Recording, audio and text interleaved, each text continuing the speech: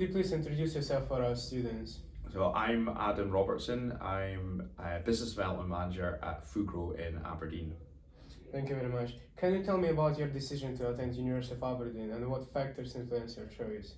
So basically, I'm born and bred in Aberdeen. So the decision was quite easy. I had friends that were going to be staying in Aberdeen for university as well. So it was basically just probably a little bit of fear about going away, but also, I mean, if you've got a great university in your hometown, I didn't see the point of moving away when we had that on our doorstep.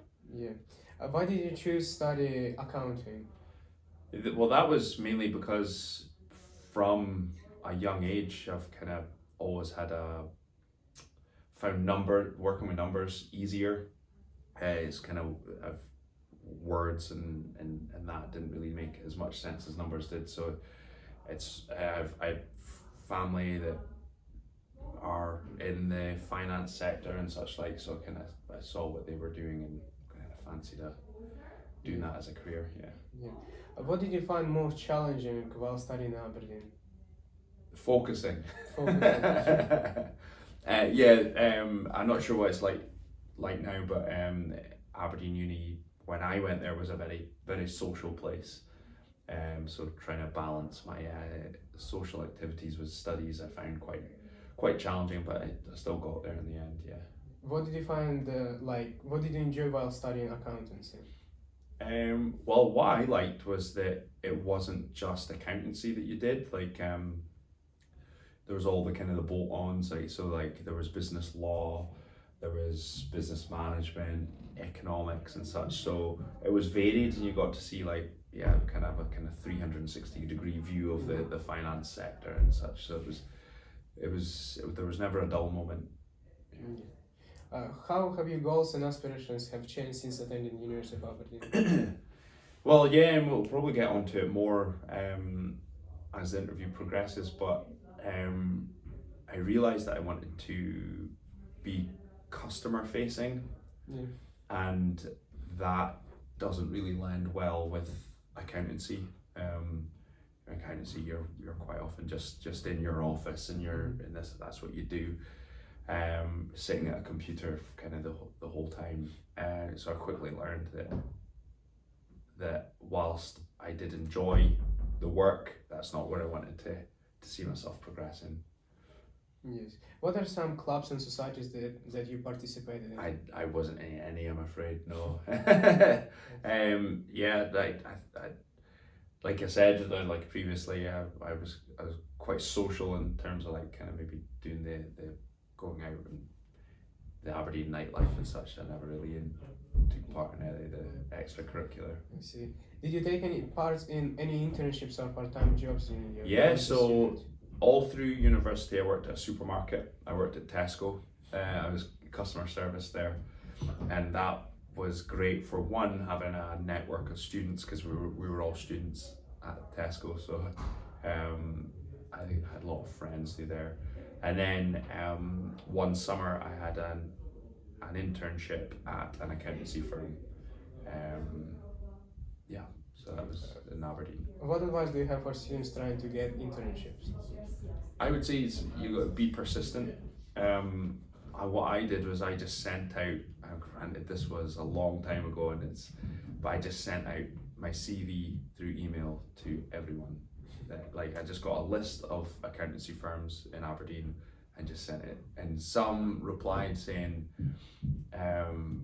"Sorry, we don't have anything." Some would ghost you, but a couple were like, "Yeah, come in for an interview." Just cast your net out far, and you're bound to get a couple of nibbles.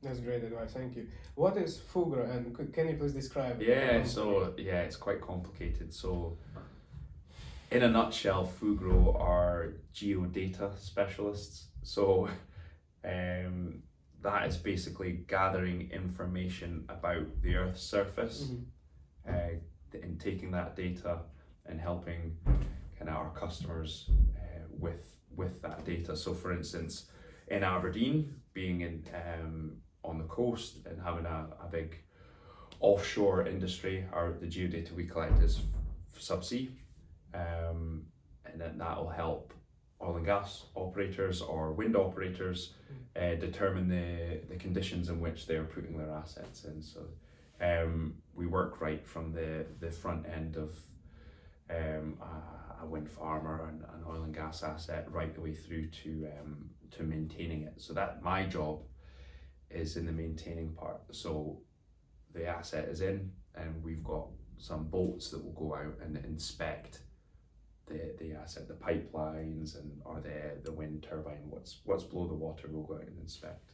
Okay, thank you very much. What are some unofficial responsibilities of your role? My role, yes, well, doing these sorts of things, so engaging with stakeholders. So it's not just all about customers, it's engaging with people who have an interest in what Fugro do, have an interest in what I do, and just basically spreading the word as far and wide.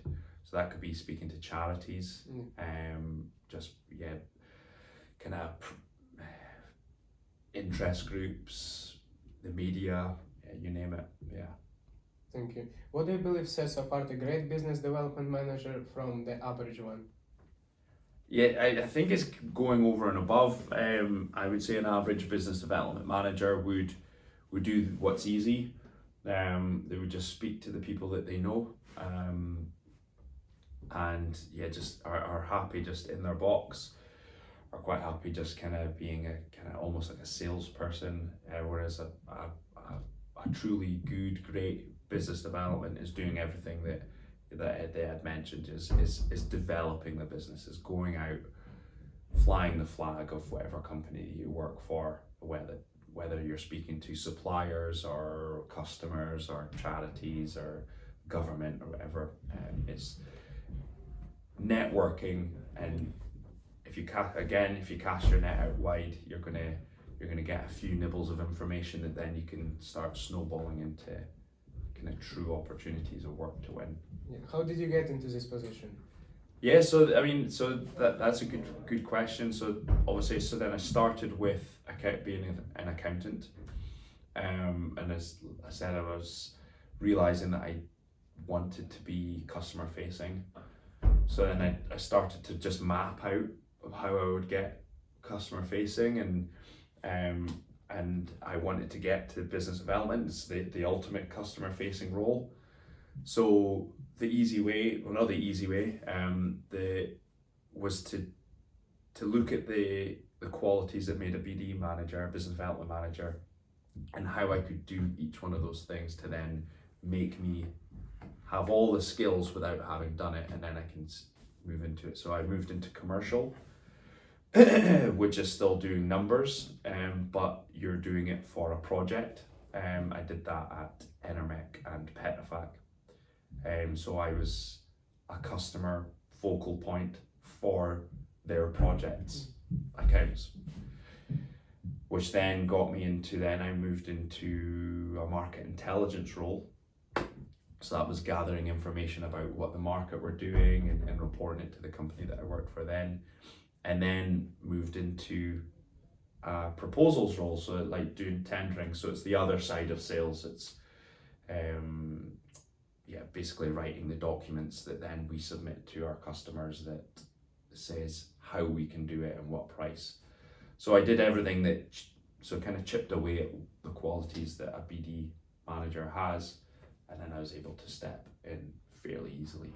That's amazing. Yeah. Could you please walk us through your day-to-day routine?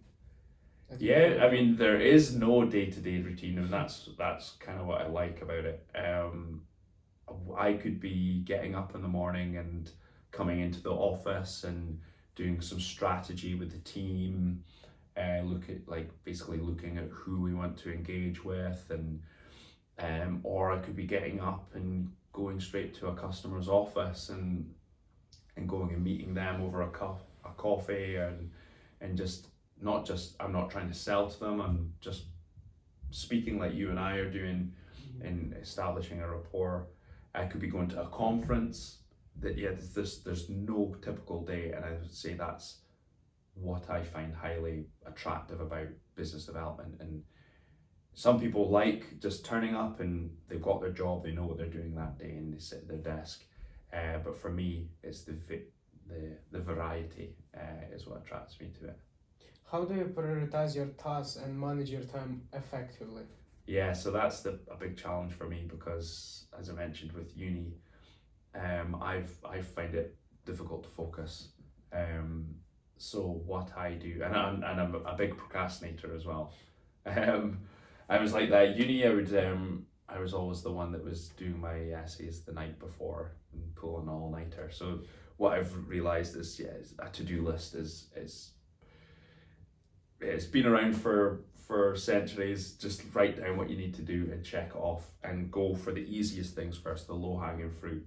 Because once you start doing a couple of things that you've marked off, then your momentum, your determination, you see that you've started to score your list off. I've also got a kind of like a to do list on Microsoft Teams as well, because we work off of Teams now post COVID, and I can just have everything digitally, and I move everything from a to do to doing to done as well. So Yeah. How do you attract new contracts and clients into the business? yeah, so yeah, that's a good question. So basically, I think, you've asked about new contracts, haven't you? Yeah. Yeah. Okay. So one, you need to have a base of work that you already have, like an established CV. So here at Fugro, we've been doing inspection for decades. So to be able to confidently go out and say, we do this, we're market leaders, certainly helps a lot. You need to build a rapport, so you need to not, customers will see through it if you just go on and speak to them and just go instantly into a sale. They don't want that. They want you to, they want to know you. They want, I don't know if you've ever seen the videos, but it's, yeah, people will buy the why, not the what. Yeah. And that's basically what you need to do. Why you do it, you need to build a rapport. And once you've established that trust, the rest should come. Obviously you need to be commercially attractive. So if your prices are eye-wateringly high, all this rapport that you've made is not gonna cancel out the fact that you're more expensive than everyone else. But people will pay a little bit more if they trust you and believe in what you do. Thank you. How do you continue to improve yourselves, your abilities? Innovation, Skills. I would say, yeah. Just not remaining static. Fugro are very innovative, and as long as you're demonstrating that you're always looking forward, customers are rather engaged in that. Yeah. Does Fugro provide internships for students? We Summer do, internships? yeah. And it's all online. You can see it if you go through our Fugro website. You can see that our internships are all on there. We do offer that, and we offer graduate programs as well. Thank you. How do you approach market expansion? Market expansion, yeah. Basically, this would lead back to my market intelligence days, is to basically know the market. So, for instance, in my department, or even in Fugro in general, what we're seeing in the future is obviously carbon capture and hydrogen, green hydrogen, for offshore production. So it's basically, we know that that's coming. So you need to build a knowledge base and speak to people, even though the work's not going to come out for a while. You need to be planting these little seeds of what you can do, what you have done, and where there's transferable skills. And if you speak to them enough, then they'll know that when it's time for you to step in, you're not starting from scratch. So it's basically, yeah, early engagement and knowing what the heck you're talking about. Yeah. And the next question is, can you share any insights on the nature of competitiveness of the market that you work in? Yeah, we're in a very competitive market. So yeah, we're not the only people that do what we do. There's certain things that we have that are unique differentiators to Fugro. Yeah. But it's basically, yeah, it's a case of knowing the market, knowing what the competitors can and can't do, and knowing what your strengths and weaknesses are, and from then you you also need to know the key differentiators for a project for the customer. I mean, if you can know all these things, then you can shape the conversation with the customer to kind of ghost your competitor's strengths and push your own, and or maybe highlight their competitor's weaknesses without obviously using any dirty tactics, but you can kind of highlight like they don't do this, that, and the other, but we can do this, and it's just a case of that. Yeah, it's easier said than done, though. Yeah. Do you have any advice for students currently dealing with stress, struggling with stress? Yeah, basically, yeah, that's a tough question, but you speak to people because you'll find that you're not the only one that's stressed. Two, realize that there is more to life than what's stressing you out. And thankfully, I was quite good at that at university. I realized that there's the life outside of uni, and everything will work out. And again, it's everything works out.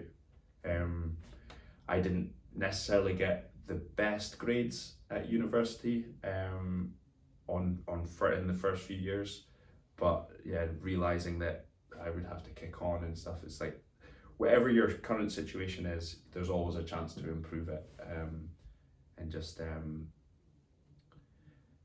realize the bigger picture. There's a whole world out there. Your stresses aren't unique to you. There are other people going through it as well. Thank you for your advice. And the next question is, do you have any advice for students who are currently struggling with transition from academia into professional world? Yeah, that's a big struggle, because you go from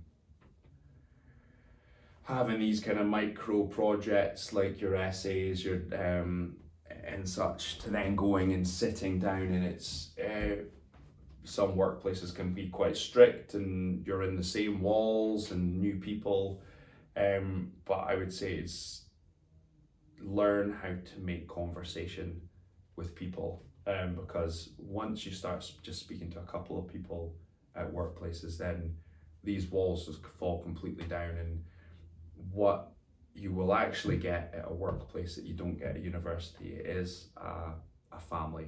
And I say family in a loose term, but people will look after you, which you don't really get at university. Sometimes you can feel quite like you're on your own, but at a workplace, if you're willing to put yourself out there, people will look after you. And it's a lot, I would say, workplace is a lot safer an environment than university, because everyone here has gone through what you've gone through. Everyone's had a first day, and once that first day is done, that's it. That's the hardest part. Yes. But it can be it took me a bit of an adjustment when I first started, because you don't have that freedom. You can't go out to the park and in the middle of the day, and you can't just go to the pub at lunchtime, but it's realizing that there's so many other positives that being in the workplace and stuff brings to you, and it's just the next phase of your life. Thank you. And can you share any advice for individuals interested in your career field?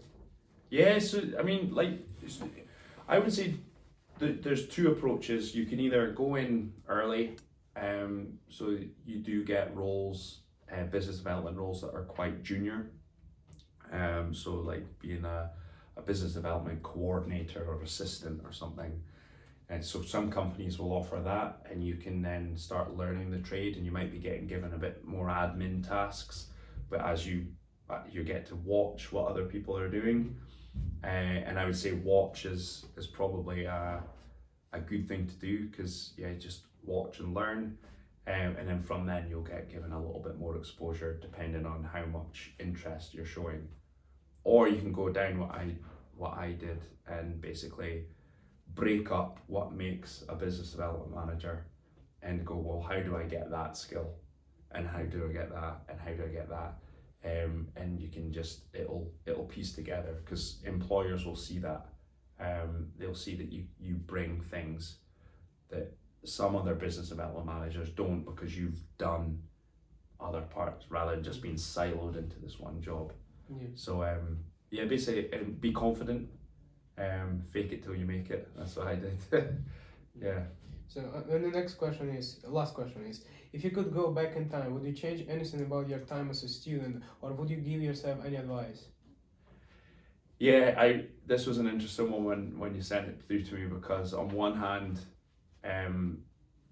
I do wish I tried a little harder in the first year or so, or got involved in more clubs and everything.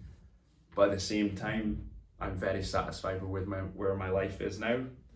And then I think if you're satisfied with your life, you can't have any regrets, because if I changed anything, it would all be different. So so probably my advice would be try not to have any regrets, because everything will turn out. Thank you very much. It was a splendid interview. Thank you very much. No, for your thank you for advice. having me. Thank you very much.